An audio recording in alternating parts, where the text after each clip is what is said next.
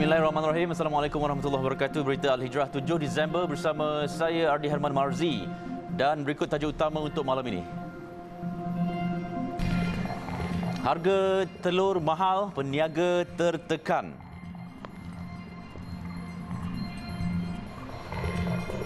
Juga cadangan kupon minyak masak bersubsidi disambut baik.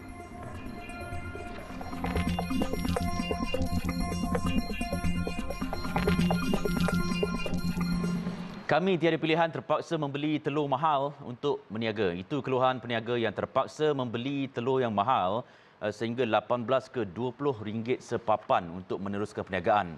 Bagi mereka, stok bekalan telur terputus membuatkan emosi mereka sebagai peniaga terganggu kerana tidak mampu memenuhi kehendak pelanggan dan terpaksa mengurangkan menu harian.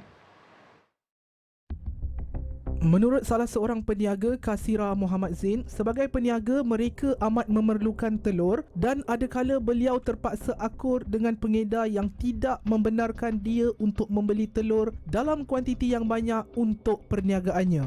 Masalah telur tu memang menjadi satu masalah lah bagi peniaga macam kita kan, sebab susah sangat nak dapat telur tu.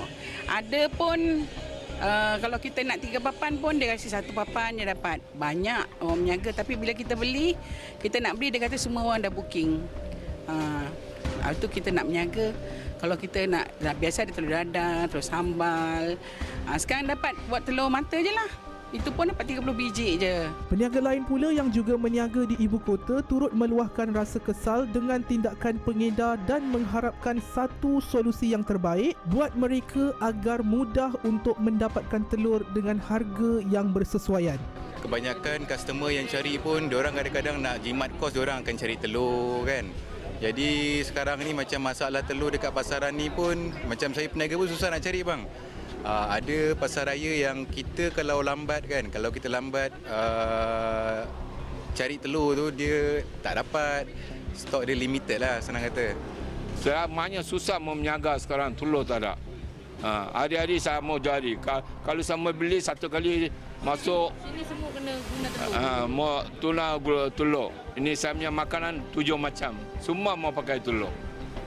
Kadang-kadang satu customer mau 2 telur, 3 telur mau. Mana saya mau cari telur? Tak dapat telur. Sementara itu, seorang pengguna juga terkesan kerana terpaksa berebut membeli telur di waktu pagi kerana risau kehabisan stok jika lambat membelinya. Harap diorang pantau lah kenapa tiba-tiba telur tak ada. Tak pernah rasanya telur ni berkurangan kan. Sebab biasanya nak beli telur anytime je. Tak ada apa perlu pergi pagi-pagi. Takkanlah setiap pagi kita nak pergi semata-mata nak pergi beli telur. Kita pun ada urusan lain. Macam saya kan sibuk bekerja. So benda ni sepatut tak boleh timbul lah. Rata-rata peniaga dan pengguna menyambut baik cadangan Kementerian Perdagangan Dalam Negeri dan Kos Sara Hidup KPDN KSH semalam bagi mewujudkan kupon minyak masak bersubsidi sekilogram. Ia sebagai usaha membantu mengurangkan kos sara hidup rakyat sekaligus menyelesaikan isu ketirisan minyak masak. Tinjauan kru Berita Al-Hijrah di Ibu Negara juga mendapati mereka lega dan yakin terhadap kaedah kupon itu. Namun pada masa sama, mereka berharap aplikasi yang ditawarkan itu akan lebih efisien serta mesra pengguna. Wartawan Khadijah Faisal ada butirannya. Peniaga Noriah Fakimin berkata, tahun ini adalah tahun paling mencabar baginya. Sepanjang 36 tahun dia berniaga, ini kali pertama beliau berdepan isu minyak masak. Justru dia berharap dengan inisiatif kupon subsidi, harga dan kekurangan minyak masak dalam kalangan peniaga IKS khususnya dapat diselesaikan secepat mungkin. Rasa okey jugalah kalau pakai telefon ataupun pakai kad, memudahkanlah untuk peniaga-peniaga. Janji ada minyak. Niaga, tapi tahun ni bertambah teruk. Minyak tak ada, telur tak ada. Minyak, telur, tepung naik. Semua barang makin teruk. Macam mana makcik nak bayar? Mudah rasanya kalau dari segi sistem ni lah. Golongan yang betul-betul perlu tu memang kena lah. Tak adalah orang ambil kesempatan dari subsidi itulah. Dalam pada itu, peniaga Aklima Ismail yang sudah 17 tahun berniaga kedai runcit berpandangan kaedah kupon subsidi itu dilihat lebih berkesan dalam mengawas dan mengawal pergerakan pengeluaran minyak masak bermula dari kilang sehingga kepada pembeli. Mungkin memudahkanlah, bukan saya saja, semua peniaga lah. Minyak kilang tak pernah tutup, selalu beroperasi penuh. Minyak macam minyak paket tak ada. Macam mana tu? Salah seorang pengguna Siti Huzaimah Muhammad Anwar pula berpandangan kerajaan perlu memastikan kaedah itu benar-benar mesra pengguna bagi memastikan setiap golongan khususnya warga emas atau sesetengah individu yang mempunyai kekangan dalam penggunaan telefon bimbit dapat menikmati kupon subsidi tersebut. Kalau ikut pendapat saya memang memudahkanlah sebab meringankan beban susui rumah yang menggunakan minyak yang banyak dan peniaga-peniaga lah. Jadi tak semualah kalau kata B40 tu tak semua yang ada handphone kan, ataupun ada suri rumah yang mungkin tak tahu nak menggunakan aplikasi, ataupun dia orang tak tahu macam mana nak gunakan kupon tu. Jadi kalau benda tu tak disekatakan, jadi memang menyukarkan jugalah. Semalam KPDN-KSH bercadang memperkenalkan sistem kupon untuk membeli minyak masak bersubsidi 1 kg khas buat golongan B40 dan peniaga industri kecil dan sederhana IKS yang akan dibincangkan dalam tempoh terdekat dalam mesyuarat khas Majlis Tindakan Sara Hidup Negara. Subsidi minyak masak dalam bentuk kupon ini dilihat adalah untuk memberi kemudahan dan membantu golongan B40 dan juga peniaga-peniaga IKS. Namun menjadi persoalan sesetengah pihak, adakah pengaplikasiannya akan memudah cara atau menyulitkan sesetengah pihak? Khadijah Faisal melaporkan untuk Berita Al-Hijrah.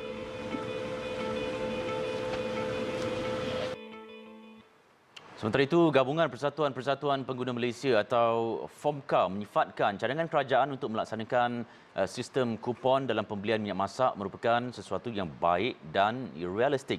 Menurut Pengurus Kanan Pusat Khidmat Aduan Pengguna Nasional NCCC, Baskaran Sitam Param, mekanisme itu mampu membantu golongan sasar namun ia perlu diperhalusi dan mempunyai prosedur operasi standard SOP bagi memastikan pelaksanaannya telus dan efisien.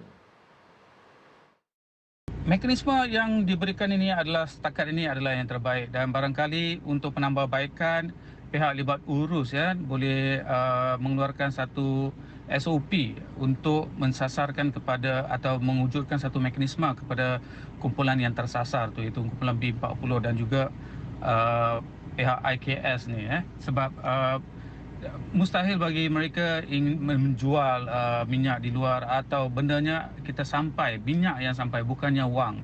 So kalau minyak yang sampai, pasti kumpulan yang tersasar tu akan dapat menikmati sistem kupon yang baik ni. Beliau berkata cadangan itu juga akan dapat mengurangkan daripada berlakunya isu ketirisan minyak masak bersubsidi di pasaran.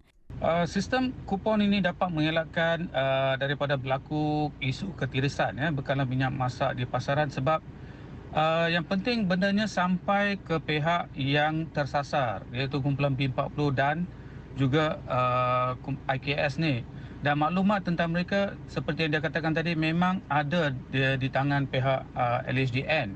Maka peluang untuk berlakunya ketirisan ini mungkin dapat dikecilkan, walaupun mungkin ada peratus yang ketirisan ini memang sangat tidak begitu signifikan lah, tidak begitu besar Beliau mengulas cadangan Menteri Perdagangan Dalam Negeri dan Kos Sara Hidup KPDN-KSH Datuk Seri Salahuddin Ayub semalam mengenai pengenalan kupon pembelian minyak masak paket bersubsidi. Pendakwa selebriti Azman Shah Alias atau PU Azman dihadapkan ke 2 mahkamah di Kelang hari ini. Dia bagi menghadapi 4 pertuduhan jenayah seksual membabitkan 3 remaja lelaki antara Februari hingga Ogos lepas. Azman Shah, 41 tahun, didakwa di Mahkamah Session atas 2 pertuduhan melakukan amang seksual fizikal terhadap seorang remaja lelaki 17 tahun di sebuah inap desa di Kampung Sungai Udang, Klang, masing-masing pada 12.15 tengah malam dan 1 pagi pada 20 Februari serta 29 Jun lepas. Pertuduhan mengikut Seksyen 14(A) Akta Kesalahan Seksual terhadap Kanak-kanak 2017 yang memperuntukkan hukuman penjara sehingga 20 tahun dan boleh juga dikenakan hukuman sebat jika sabit kesalahan. Azman Shah turut didakwa atas 1 pertuduhan menggalakkan seorang lagi remaja lelaki berusia 17 tahun dengan berkomunikasi secara seksual melalui aplikasi WhatsApp sekitar 4 petang hingga 7.30 malam di sebuah rumah di Kampung Meru, Klang pada 16 Ogos lepas. Dia dituduh mengikut Seksyen 11(1)(b) Akta Kesalahan Seksual terhadap Kanak-kanak 2017 yang memperuntukkan hukuman penjara sehingga 3 tahun jika sabit kesalahan. Hakim membenarkan Azman Shah diikat jamin RM20,000 bagi kesemua pertuduhan itu. Sementara itu di Mahkamah Magistrate, Azman Shah didakwa atas 1 lagi pertuduhan melakukan perbuatan kelucahan melampau terhadap seorang remaja lelaki lain berusia 19 tahun di sebuah rumah di Jalan Sungai Bertek, Klang pada 9.15 malam pada 10 Jun lepas. Sabit kesalahan hukuman penjara sehingga 2 tahun. Tertuduh dibenar diikat jamin RM4,000. Sebutan semula kes bagi kesemua kes ditetapkan pada 12 Januari tahun depan.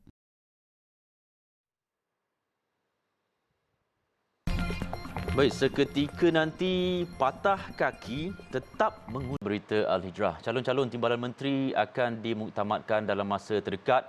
Perkara itu dimaklumkan Perdana Menteri Datuk Seri Anwar Ibrahim dalam laman Facebooknya hari ini sejurus mempengerusikan mesyuarat Kabinet mingguan hari ini. Dalam kenyataan di laman Facebooknya, Perdana Menteri memaklumkan mesyuarat Kabinet mingguan yang turut dihadiri Ketua Setiausaha Negara Tan Sri Muhammad Zuki Ali itu berlangsung dengan suasana harmoni dan produktif. Menurut Perdana Menteri, isu-isu rakyat terutamanya masalah kos sara hidup terus diberi tumpuan dan harus diselesaikan secepat mungkin. Dalam pada itu, barisan menteri yang hadir mencuri perhatian warganet setelah tidak mengenakan pemakaian tali leher. Ia memaparkan kesemua menteri lelaki mengenakan pemakaian sut gelap beserta kemeja berwarna cerah tanpa tali leher. Sebelum ini, pemakaian Datuk Seri Anwar tanpa tali leher di beberapa majlis selepas menjadi Perdana Menteri turut menjadi perbincangan umum. 2,113 video yang berunsur provokatif dan ekstremis dipadamkan secara automatik oleh penyedia aplikasi TikTok sepanjang pilihan raya umum ke-15 atau PRU15 hingga 26 November lalu. Menteri Komunikasi dan Digital Fahmi Fazil memaklumkan daripada jumlah itu 857 video dipadamkan sepanjang kempen bermula 12 hingga 18 November, manakala 130 rakaman turut dikekang ketika hari pengundian pada 19 November lalu. Menurut beliau, pasca PRU15 yang bermula 20 hingga 26 November, sebanyak 1,126 video turut dikekang secara automatik bersandarkan sistem kecerdasan buatan AI TikTok. Pihak Suruhanjaya Komunikasi dan Multimedia ataupun MCMC, SKMM juga telah memberikan sejumlah aduan kepada pihak TikTok untuk menurunkan video dan jumlahnya adalah sebanyak 202 permohonan. Daripada 202 ini sebanyak 95 telah diturunkan kerana melanggar community guidelines TikTok itu sendiri ataupun garis panduan komuniti TikTok. Manakala jumlah bahan ataupun konten yang telah diturunkan kerana melanggar undang-undang dalam negara sebanyak 28. Beliau berkata demikian pada sidang media di Putrajaya hari ini. Pada sidang media itu, Fahmi turut memaklumkan pertukaran nama kementerian yang diterajuinya daripada Kementerian Komunikasi dan Multimedia kepada Kementerian Komunikasi dan Digital. Biarpun masih tidak dapat berjalan dengan baik akibat patah kaki 4 bulan lalu, ia tidak mematahkan semangat seorang warga emas, Yahya Abu Hassan, 79 tahun, untuk menunaikan tanggungjawab mengundi di Parlimen Padang Serai hari ini. Malah bekas guru itu berkata dia tidak pernah ponteng mengundi sejak zaman mudanya. Macam biasalah, seronok balik lah kawan-kawan dia kan. Yang tu. Memang tanggungjawab kita lah. Ya, tanggungjawab kita. Yang tu kita dulu pun kita ada bahagian-bahagian yang ni kan. Lah ni dah kita pun dah usia dah lanjut dah ni, kita terpaksa lah juga kena ikut yang dulu. Yahya ditemui ketika membuang undi di Sekolah Menengah Kebangsaan SMK Sultan Badli Shah Kulim hari ini.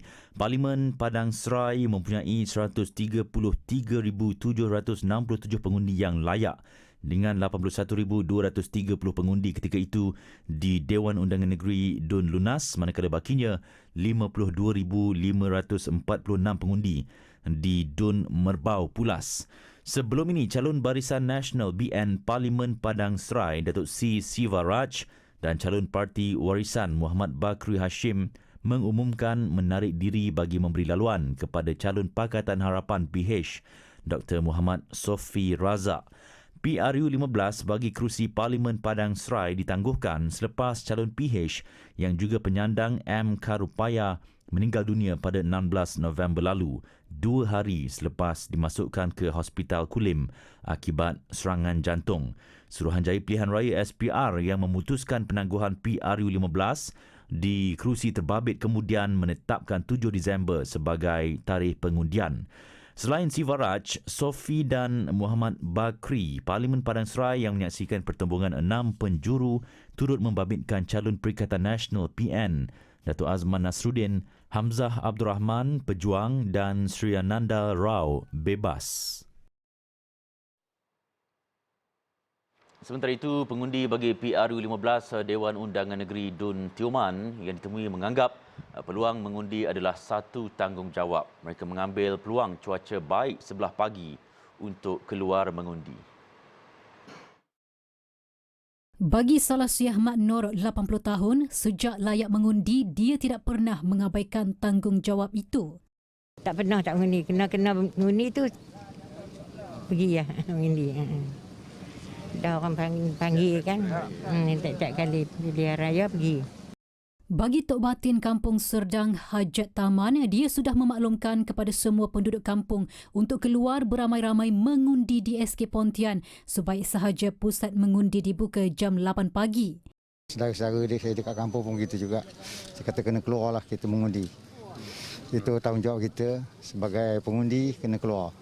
Bagi Biah Karim, hari pengundian yang ditetapkan pada hari bekerja mengakibatkan sebahagian anaknya tidak dapat pulang menunaikan tanggungjawab mereka. Anak saya separuh balik, separuh tak balik sebab dia orang bekerja. Dia orang tak dapat cuti. Itu je masalah. Tapi kalau kita daripada sini hantar surat, mungkin dia orang balik. Itu je. Sebab majikan kita tak boleh nak cakap lah kan, dia orang bekerja. Semua pengundian bagi pilihan raya umum ke-15 PRU 15 untuk kerusi Dewan Undangan Negeri Dun Tioman dibuka jam 8 pagi dan ditutup jam 6 petang tadi. Dalam pada itu, Pusat Pengundian bagi Pilihan Raya Umum ke-15 Parlimen Padang Serai di Kedah dan Dewan Undangan Negeri Dun Tioman di Pahang yang dibuka sejak jam 8 pagi ditutup jam 6 petang tadi.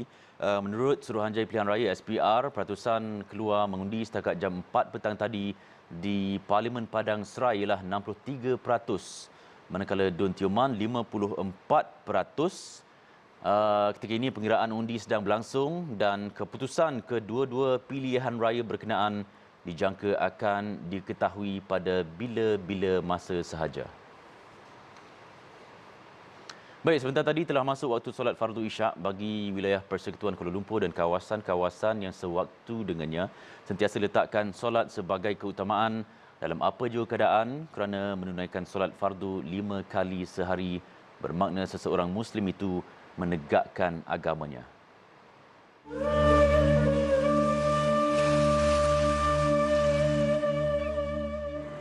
Allahu Akbar, Allah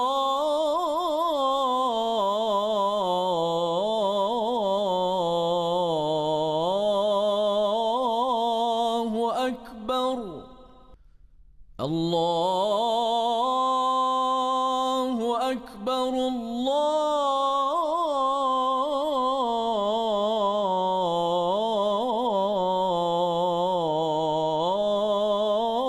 الله أكبر أشهد أن لا إله إلا الله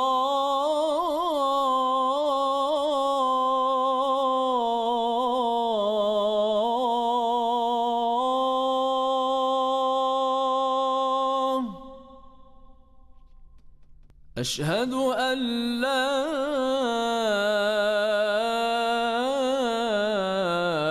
إله إلا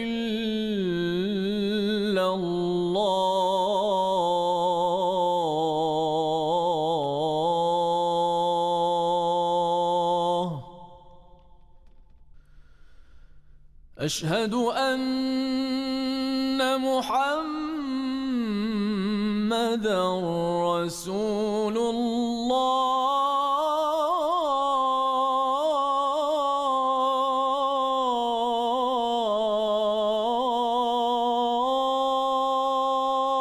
الله أشهد أن محمدًا رسول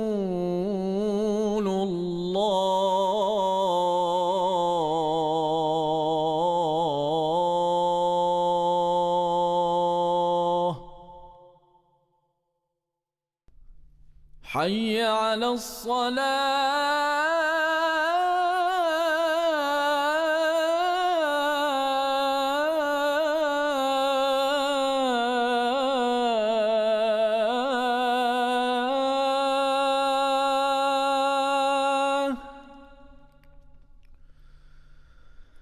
حي على الصلاة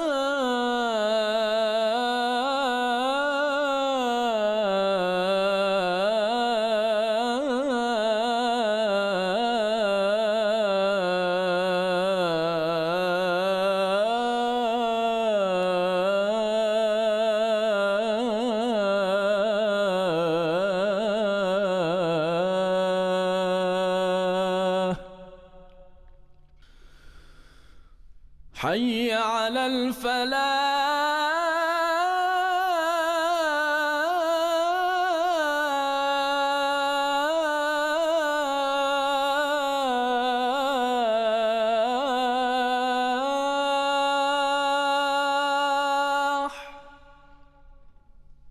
حي على الفلاح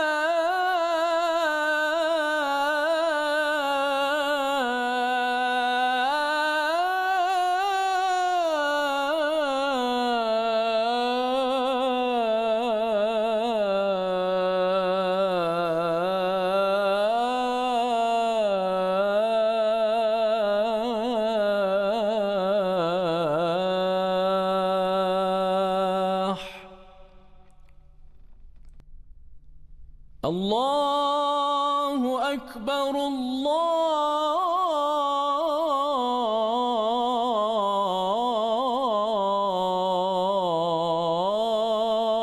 الله أكبر لا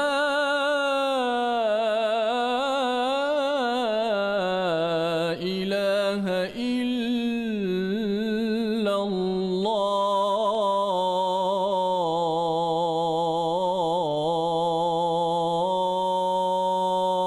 الله اللهم رب هذه الدعوة التامة والصلاة القائمة آت سيدنا محمدا الوسيلة والفضيلة والشرف والدرجة العالية الرفيعة وابعثه مقاما محمودا الذي وعدته إنك لا تخلف الميعاد.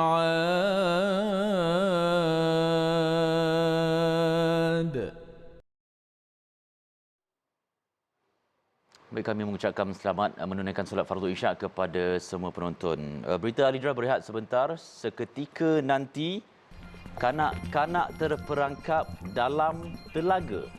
Negara, 2 orang maut manakala beberapa lagi cedera dalam letupan di sebuah balai polis di Bandung, Indonesia.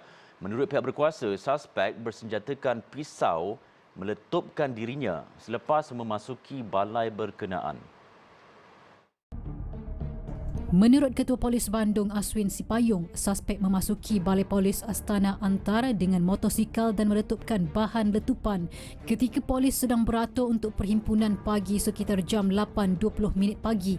3 mangsa cedera melibatkan pegawai polis. Susulan letupan kuat itu, orang ramai lari dalam keadaan panik. Sehingga kini suspek belum dikenal pasti identitinya dan tidak dapat dipastikan sama ada lelaki itu ada kaitan dengan kumpulan radikal ataupun tidak. Motif sebenar kejadian juga belum diketahui. Sejak kebelakangan ini, serangan berskala kecil kerap berlaku yang menyasarkan kerajaan, polis dan pasukan anti keganasan.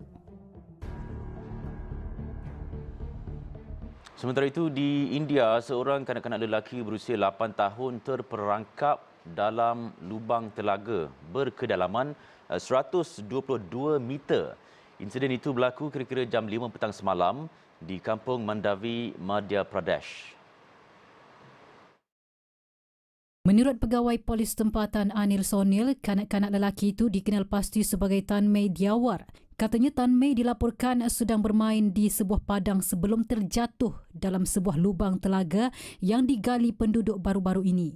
Pihak berkuasa telah melancarkan misi menyelamat dengan menggunakan jengkaut yang dibawa masuk khusus untuk menggali kawasan itu. Mereka turut bekalkan oksigen kepada Tan Mei bagi memastikan dia dapat bertahan sementara berusaha untuk membawanya keluar. Tan Mei dipercayai terperangkap pada kedalaman 18.3 meter dan misi menyelamat masih giat dijalankan oleh pihak berkuasa dan penduduk kampung kawasan itu. Israel merobohkan lintasan komersial yang sebelum ini berfungsi sebagai terminal kargo Palestin. Tindakan itu dilakukan bagi memanjangkan tembok pemisah di timur bandar Gaza. Lintasan yang dinamakan Korni itu sudah lama tidak digunakan. Pihak rejim memaklumkan tindakan itu dilakukan bagi menyiapkan pembinaan tembok bawah tanah kononnya bagi pertahanan kawasan Israel yang bersempadan dengan semenanjung Gaza. Tembok pemisah sepanjang 65 km dilengkapi pelbagai sistem pengesan dibina sekeliling Gaza. Sebelum ini, lintasan Korni adalah terminal import-eksport terbesar bagi wilayah Palestin. Namun Israel menutupnya sejak Mac 2011 sebagai antara sekatan yang dikenakan ke atas Gaza selepas Hamas mengambil alih wilayah itu pada 2007. Sekurang-kurangnya 2,500 anjing laut ditemui mati di pesisiran pantai Laut Kaspia di selatan Rusia. Kematian itu dipercayai berpunca daripada fenomena alam semula jadi. Menurut Ketua Pusat Perlindungan Alam Sekitar Caspian, Zaur Gapizov, anjing laut itu dipercayai telah mati beberapa minggu lalu. Setakat ini tiada tanda-tanda haiwan itu terbunuh atau terperangkap dalam jaring ikan. Difahamkan kira-kira 700 bangkai anjing laut dikesan oleh pegawai wilayah sebelum angka itu meningkat secara mendadak kepada 2,500 ekor. Beberapa insiden sama yang disebabkan kematian semula jadi pernah dilaporkan sebelum ini, termasuk 3 kejadian serupa di Kazakhstan. Pada 2008, anjing laut Kaspia dianggap sebagai haiwan terancam akibat penurunan populasi yang berlaku lebih daripada 70%, ekoran pemburuan besar-besaran, kemerosotan habitat dan perubahan iklim. Baik, sekian berita Al-Hijrah. Jangan lupa kami turut berada di pelbagai platform media-media sosial seperti Facebook, Twitter, YouTube, Instagram dan juga TikTok. Dan layari alhijrahnews.com untuk lagi kupasan mendalam berita dalam dan luar negara serta artikel eksklusif. Saya Ari Herman, kita jumpa lagi. Assalamualaikum warahmatullahi wabarakatuh. Selamat malam.